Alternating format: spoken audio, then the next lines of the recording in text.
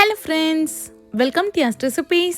இன்னைக்கு நம்ம சேனல்ல மாங்காய் வச்சு ஒரு சூப்பரான மாங்காய் சம்மந்தி தான் எப்படி செய்யறதுன்னு பார்க்க போறோம். நல்ல சூடான சாதத்துல இந்த சம்மந்தியை கொஞ்சமா வச்சு பிசைஞ்சு சாப்பிட்டு பாருங்க. டேஸ்ட் அவ்வளோ சூப்பரா இருக்கும். அது செய்யறதுக்கு மிக்ஸி ஜார்ல நான் ஒரு 7 காஞ்ச மிளகாய் எடுத்திருக்கேன். உங்க காரத்துக்கு ஏற்ப நீங்க எடுத்துக்கோங்க. 1 இன்ச் இஞ்சி நான் பொடியா கட் பண்ணி சேர்த்திருக்கேன். இது கூடவே சின்ன வெங்காயம் சேர்த்துக்கலாம். நான் ஒரு 4 சின்ன வெங்காயம் சேர்த்துருக்கேன். ஒரு கொத்து கருவேப்பிலை சேர்த்துக்கலாம். நல்லா ஃப்ரெஷ்ஷான கருவேப்பிலையே சேர்த்துக்கோங்க. அப்போ தான் நல்லா வாசனையாக இருக்கும். இப்போ அரை பத்து தேங்காவை நல்லா தோலெல்லாம் சீவிட்டு குட்டி குட்டி பீஸாக கட் பண்ணி வச்சுருக்கேன். அதையும் சேர்த்துக்கலாம். ஒரு பத்து தேங்காவை நல்லா பொடியாக கட் பண்ணிவிட்டு அதையும் சேர்த்துக்கோங்க. இதுக்கு புளி தேவையில்ல, மாங்காவோட புளிப்பே கரெக்டாக இருக்கும். இப்போ தேவையான அளவுக்கு உப்பு சேர்த்துக்கோங்க. நான் ஒரு அரை ஸ்பூன் அளவுக்கு சேர்த்துருக்கேன்.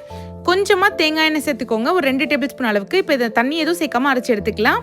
பாருங்க, இந்த மாதிரி தான் இருக்கணும். இந்த சம்மந்தியை நீங்க சாதத்துக்கும் சாப்பிடலாம், இல்லைன்னா சைட் டிஷ்ஷாவும் யூஸ் பண்ணி சாப்பிட்டுக்கலாம். டேஸ்ட் அவ்வளோ பிரமாதமா இருக்கும்.